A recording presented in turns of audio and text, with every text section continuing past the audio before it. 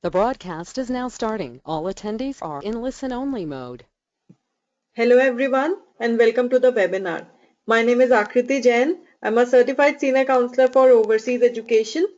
Just to brief you about myself, I'm an enthusiastic education management professional who is a postgraduate in business administration and holds more than 6 years of experience in working with over 400 universities and colleges globally while helping over 1100 students from different parts of the country. And today, with the support of MeetUniversity.com, I will try to employ my expertise in explaining you the options for financing your studies. MeetUniversity.com is a leading college search and information website for students looking to pursue higher education abroad. MeetUniv have counseled over 1 lakh study abroad aspirants and holds more than 13,000 university connects. Users can opt for personalized counseling sessions by Ivy League experts who help at important stages at a higher education college shortlisting and application. Now, when we talk to students about financing their studies, it normally seems like the last point of conversation for them. They normally keep this matter to be tackled at the last once they have processed their application and once they are ready to file the visa. So, but whenever you are applying to a foreign country in order to study as a full-time student, you would need to get a student visa. Student visas are non-immigrant visas that do not require a holder to obtain a citizenship. Any prospective student seeking higher education in any other country must obtain a student visa for that country.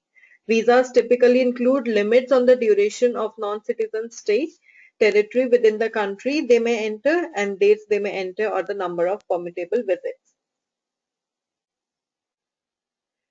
With the students, up to an extent, we agree that this applying for talking about the finances and applying for the visa, it is the last step of application and it is to be considered before applying for the visa. But due to its diverse nature, it sometimes acts as a foundation of your decision in studying abroad.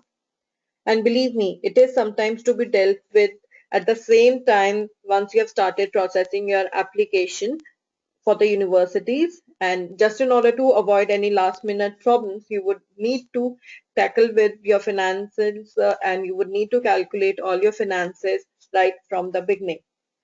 This is otherwise it could be the utmost disheartening thing for a student to get an admission in their dream university or the targeted university, and if they would not be able to proceed ahead with that due to funding options. So today, just in order to avoid that situation, we will talk about what are the options available in order to fund your education. When it comes to studying abroad, Indian students are pioneers. India is the second largest source destination with nearly 2,70,000 students studying abroad at the last count, and the number has been increasing since then.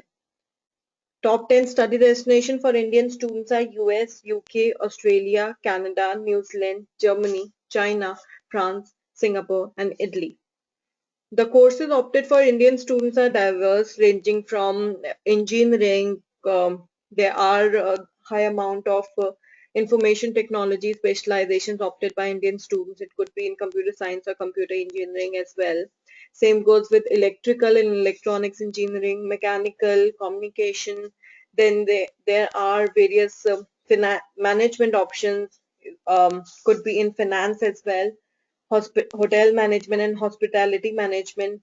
There are various research opportunities available in life sciences, in physiotherapy, in occupational therapy, in dentistry, courses related to law, patent laws, courses related to education from the early childhood education to the counseling education or educational leadership courses.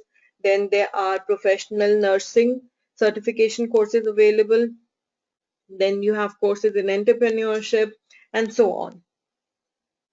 You need to apply for a full-time program in order to obtain a student visa. In case you are opting for a part-time program, you would not be able to get a student visa. So any course which says that it is from a center of distance learning is not eligible to get through for a visa.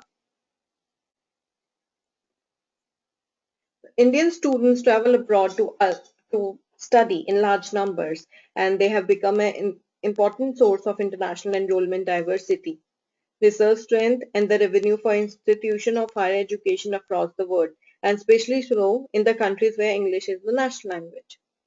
The United States has long been the most popular study abroad destination for Indians, with close to 1 lakh student visa holding Indians in the United States in 2012-13. Nonetheless, that was previously a story of strong enrollment growth prior to the global financial crisis of 2008 that has turned into stagnation and now a decline. The United Kingdom and Australia have witnessed similar, if more pronounced, downward trend line in the Indian enrollment over the same period. The only country that continues to see a strong and continued enrollment growth from India is Canada. Growth in New Zealand, China, and Germany has been slower, but it is more or less steady. For United Kingdom, saw a strong growth in Indian enrollment during the second half of the last decade to a high of 39,000 students in 2010 before a drop to 29,000 in 2011, which further declines expected to in for 2012 when those data are reported by the Higher Education Statistic Agency in January. According to a recent survey by Times Higher Education, Indian graduate applicants for 2013-14 dropped by an average of 8% versus 2012-13, with some of the UK's top university reporting decline by nearly 30%. By contrast, the overall application picture of non-European students for 2013-14, according to the survey, shows growth of just under 9%. For Australia, the story in Australia with regard to Indian higher education enrollment have been similar to that of the UK. The country's institution of education saw extraordinarily strong growth through much of the last decade and especially so in the vocational education and training sector between 2005 and 10. The bigger gains in higher education degree enrollments were seen in the first half of last decade, although growth remained in place until 2008 across all sectors. There were nearly 1,20,000 enrollments among student visa carrying Indians in 2009. By 2012, that number has dropped to 55%, and that remained to 53,000 enrollments approx. Within the Australian higher education sector, therefore, Indian enrollment looks set for a strong comeback. The main reason for the renewed interest from India appears to be 2012 changes to Australian visa processing system, with universities now being able to fast-track visas under the streamlined visa procedure scheme, while also reducing scrutiny from the immigration department. But perhaps the most important immigration reform for Indian looking for Australia are 2012 changes to the skilled graduate visa scheme, which from the last year make international students who graduate from Australian universities eligible for work visas lasting for 2 to 4 years. Previously, only students studying for selected occupation, for example, trades, medicine, engineering, architecture, accounting, and teaching, were allowed to work in Australia for up to 18 months. Other overseas students were required to leave Australia within a month of graduation, but this sector, which is not allowed under the new visa processing changes, continue to see dramatic decline in enrollment from India. But for Canada, the story has been completely opposite. With the declining popularity of United States, the UK, Australia as the study destinations over the last couple of years, India looks set to soon assume the second most popular country from Canada set to assume the second largest most popular country for Indians studying abroad, with enrollment booming by 23% to almost 29,000 in 2012, and it has been steady since 2009, according to the recent figures published by Canadian Bureau of International Education. Canada's popularity among Indian students and the Indian students more broadly has been immigration reform introduced in 2008. The Canadian Experience Clause allows skilled foreign workers and foreign graduates from Canadian institution of higher education with work experience to apply for a permanent residency without having to leave the country. This has proven popular for Indian students, whose number has grown some 20,000 since the introduction of new policy. So if your course is for 2 years or more, you will be getting up to 3 years of post-study work visa. You are legally allowed to stay there and work there for up to 3 more years. If your course is for less than a year duration, say if your course is for 12 months, you'll be getting a work visa of equal duration, that is for 12 months. If your course is for 18 months, then you'll be getting the work visa of to 18 months itself. Students who go abroad has a lot of technical exposure and work experience, making them valuable in the industry. In fact, almost 25% of Intel Corporation and 25% of Microsoft workforce is Indian. This proves that we have made our mark in many industries like technology, finance, software, which wouldn't have been possible if the students have not gone for studying abroad during 80s and 90s. The good news is most of them have returned to set up their own organization, call center, and investments here in India rather than abroad, as an appreciation in India is high when compared to other countries. Singapore, Ireland, Netherlands, Norway, Sweden, and many other countries have understood the importance and potential of Indian students and are offering scholarship ranging from 50% to 100% of the tuition fee. Perhaps you are planning to joining them. However, studying abroad is no cakewalk. As well as getting admission into the university in the first place, one of the most challenging aspects is getting a visa. And not just in terms of meeting all the requirements, but also in terms of finding what exactly the requirements are. Today, we are going to talk about them one by one in detail. Now, the first and foremost factor is once you are planning for your overseas education is calculating your cost. So, there are various factors in which your cost will vary considerably. First of all, where exactly your institution is located, whether it's an urban institution, rural, or semi-urban. Say for example, in a country like United States, the living cost varies a lot. If you are staying in a urban area, your living cost per month, your living cost could be as um, as high as $16,000 a year. Or if you are living in a rural or a semi-urban area, it could be as low as 9,000 to $10,000 a year. Your cost also depends upon your program duration, whether your course is a year program. In some countries, like in UK, your master's degree is for 1 year. In other countries, most other countries, it is for 2 years. So ultimately, if you're studying in UK, your living expenses would be half as compared to all other countries you are studying in. And how many credit the courses are. Sometimes your cost is not calculated on the basis of year you are attending. It is based on the courses you're opting for and what are the credit hours you're going to study. Say for example, if you are, it is compulsory for you to study 10 courses to complete your master's degree, and each course has 3 to 4 credit hours. So the cost will be given in the university website would be on the basis of the credit hours.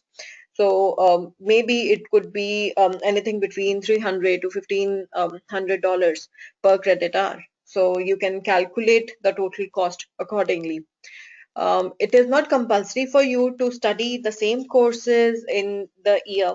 In case you are, since you are going to a foreign country and you're finding it difficult to study all the difficult courses in the first semester, initially you can opt for less amount of courses in your first semester, and you can opt for more familiar or easy courses in the first semester, and post that as the course progress you can opt for other courses in your second, third, and fourth semester, and you can complete your course.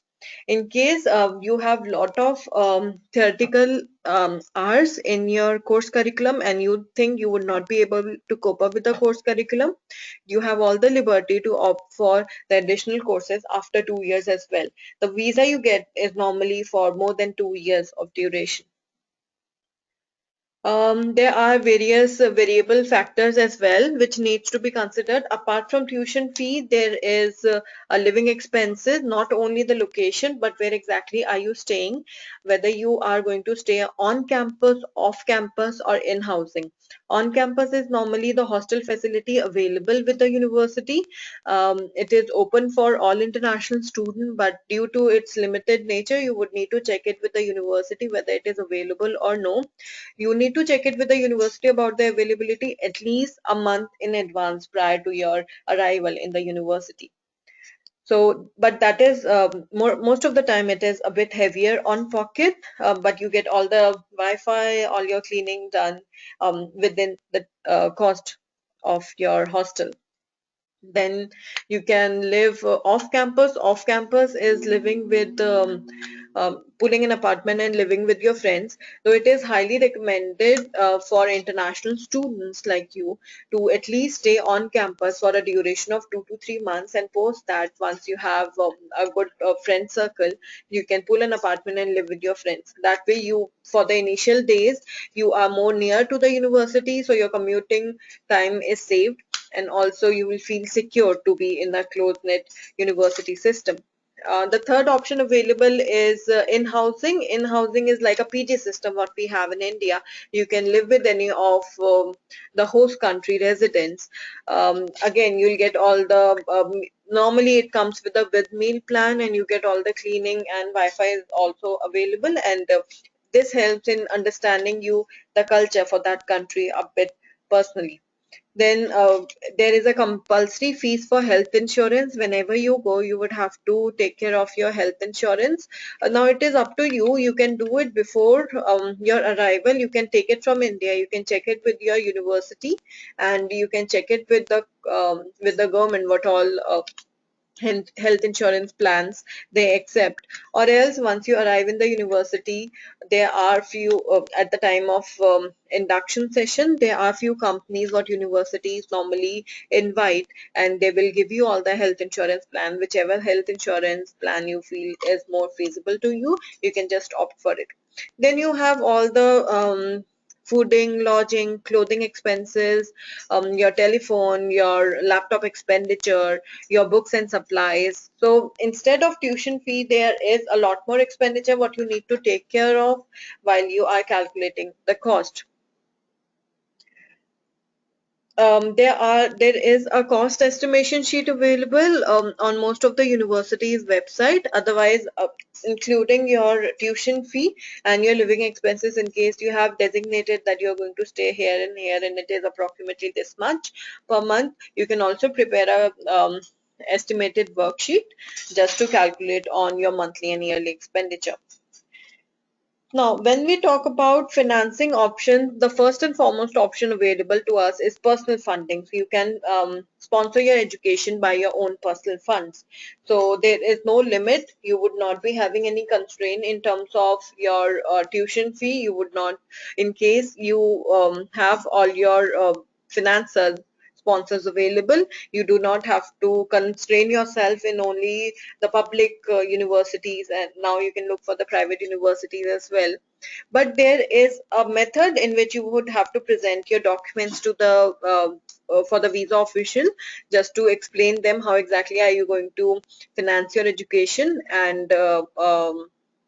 and you would have to formulate the documents accordingly. You would have to explain them, you would have to give a sense of security to them that yes, you would be able to finance whole of your education of your first year, and all the following years could be second, third and fourth year by your own self, and you do not need any external funding in order for a personal funding. So who all can sponsor you? Your parents, your grandparents, your siblings and your blood relatives can sponsor you. At times, a company sponsorship is also available and accepted by the visa officer, but it normally comes with a clause, and it normally comes with a bond that once you have completed the course, you would have to come back and you would have to work in the company. If they are having the branch back in your source country, well and good. Otherwise, you would have to come back to India and work with them.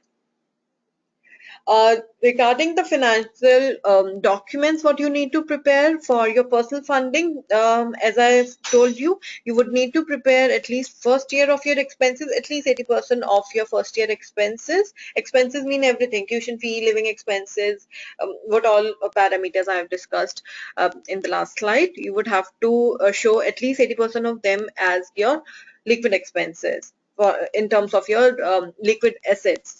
So you can show that can include your own funds, whatever are the funds which are liquid in nature and that are in your name, plus your financial sponsors funds. So you can show the first Liquid asset, what you can show is your savings account or fixed bank account, not the current account. It is only the savings account what is accepted. Current account belongs to the business of your financial sponsor, and for that you would need to have a company sponsorship in case you are showing a current account. For savings account, you can show the bank balance certificate. Whenever you're filing for the visa, like a week or 2 weeks prior, you can take a bank balance certificate. Bank balance certificate is a official certificate on the bank letterhead, signed and stamped by the bank manager, and you need to attach the bank statement, or you can attach the bank attested passbook copy for the last 6 months. Make sure the amount mentioned in the bank balance certificate and bank statement is exactly the same. Otherwise, visa officer will get confused as in why exactly are you showing this. You can also highlight the name and savings account number and the exact amount in the bank statement, because bank statement normally is I mean, for 6 months it could be 15 to 20 pages statement, and visa officer might not be having that much time in reviewing each and every page of that, so you can just highlight it for their convenience. Also, you can show provident fund. That could include your employee provident fund, general provident fund, or public provident fund.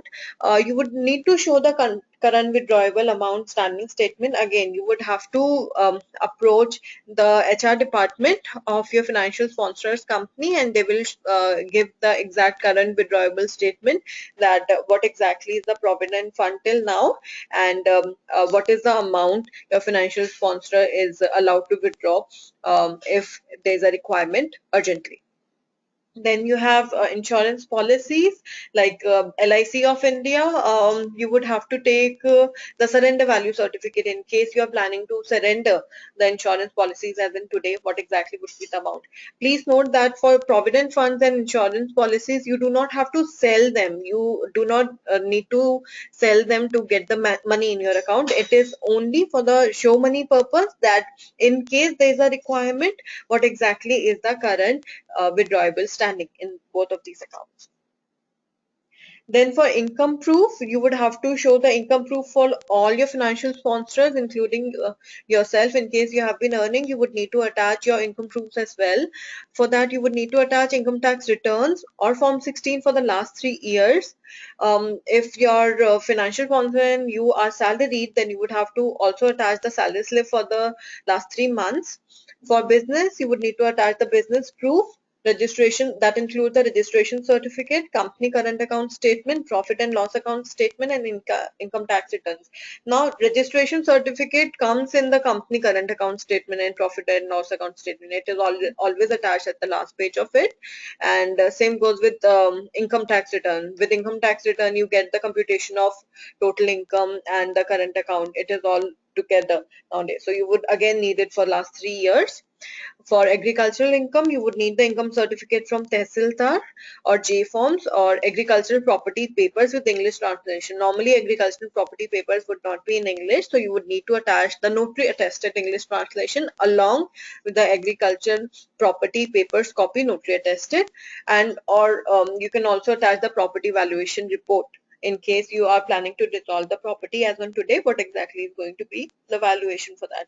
If there is a rental income, you can attach the rent agreement, rent slips, property ownership papers, and income tax returns. For company sponsorship, as I've mentioned, you would need to have the partnership deed, proof of registration, memorandum of association, income tax returns for last 3 years, balance sheet for last 2 years, company current account for a year, bond signed between applicant and the company.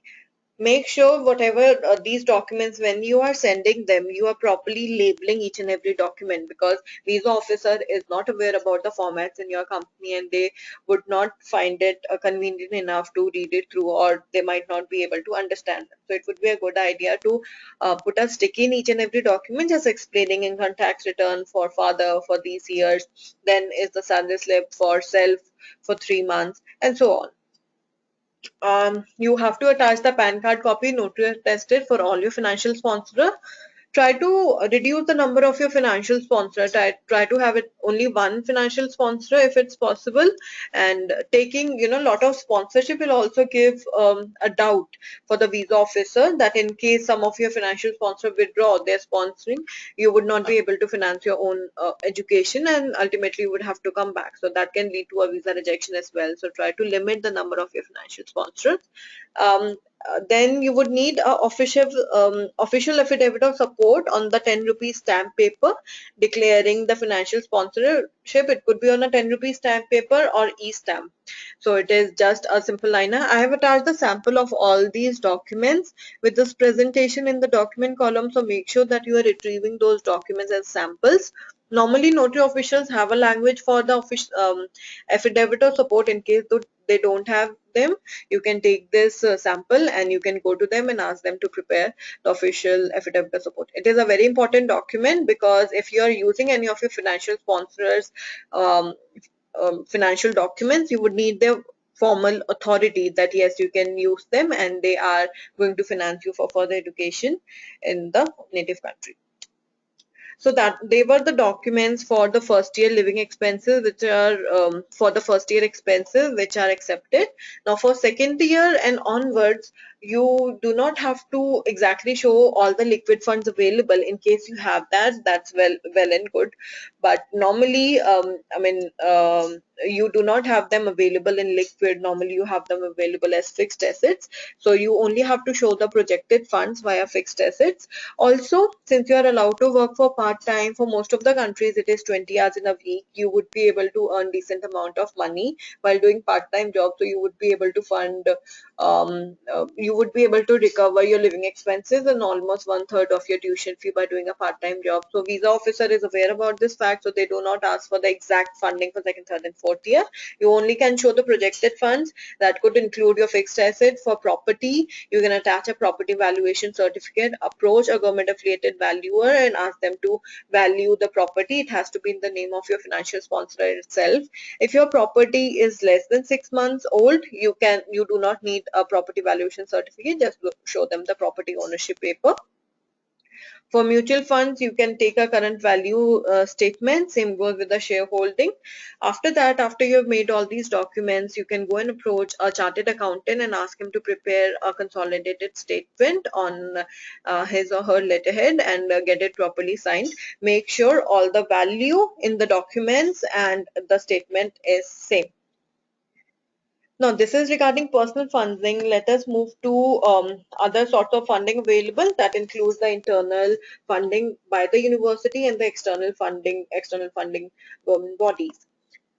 For internal funding, many universities and other higher education institutions offer some sort of financial aid for international students. It could be in terms of fellowship, scholarship, grants, awards, or bursaries distributed on the basis of need, academic merit, or both. Funding information is usually available online. You can check the international section of the university website. You do not have any limit. You can apply to the as many schemes or as many opportunities as possible. Whatever criteria you are fitting in.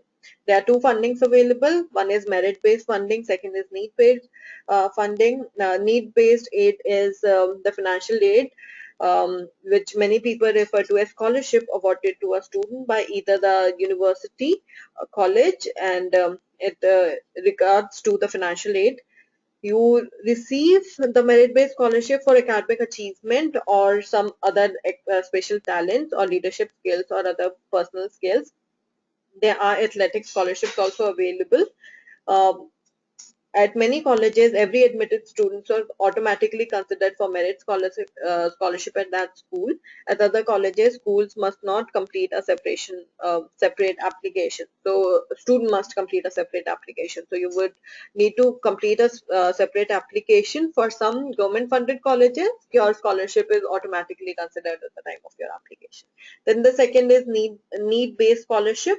It is based on the it is a financial aid been awarded to a student based on the financial need. Again, you can fill it as a part of your online application itself. Now, explaining the scholarships and grants part, scholarships and grants are free money because those funds do not need to be repaid back, and that makes them the most attractive method of funding studying abroad. Scholarship deadline are most of the time it is prior to your application deadline, and it is between October to March most of the time of the year. Certain scholarships such as Rotary Funds scholarship program offer money only to those students who are studying abroad. There are few links what you can refer to once you're applying for scholarship. Then there are external fundings available. Various organizations, apart from the universities and colleges, also boost the morale of students who are studying abroad by offering them funding. That could be in the form of grants, loans, the assistantship, work study programs, etc. While scholarships are awarded on the basis of merit, loans, grants, and work study are typically awarded on the basis of financial needs. So loans are grants we all know they are awarded on the basis of financial needs and it does not require a repayment. For loans, they are the financial aid award that require a repayment. Most of the time it is from a bank. They offer an opportunity to defer the cost of your educational expenses by borrowing now and you can repay them later. Some loan programs are based on the financial needs like federal loans which offer low interest rates. The interest rates for the loan are normally low. Then they have work study option based on the financial need. The federal work study program offer part-time employment to students to help the college expenses. Non-federal work study on the other hand is not based on the financial need, so it does not qualify for a federal work study. You should inquire about a non-federal study employment opportunities at your school. Then there are teaching and research assistantships available. Assistantship is also known as studentship for some countries. They are the provided funding for postgraduate students in exchange for the time spent working in teaching or research roles. There are charitable trust and learn societies. Um, and there are some interest groups that often dedicate a portion of their budget to fund graduate students. While some organizations target specific and niche demographic, most focus simply on the students from lower income groups, those experiencing particular financial difficulty and those with demonstrable academic excellence. Then there is employer contribution. If you are starting your postgraduate studies after a period of work, you'll be able to persuade your employer to sponsor your education. Most companies are supportive of staff training and development and may even have a budget set aside for personal and professional development of their employees. There are national research councils, which are often the main public sector distributors of investment of research, including that conducted by postgraduate students. Then there are part-time work opportunities available.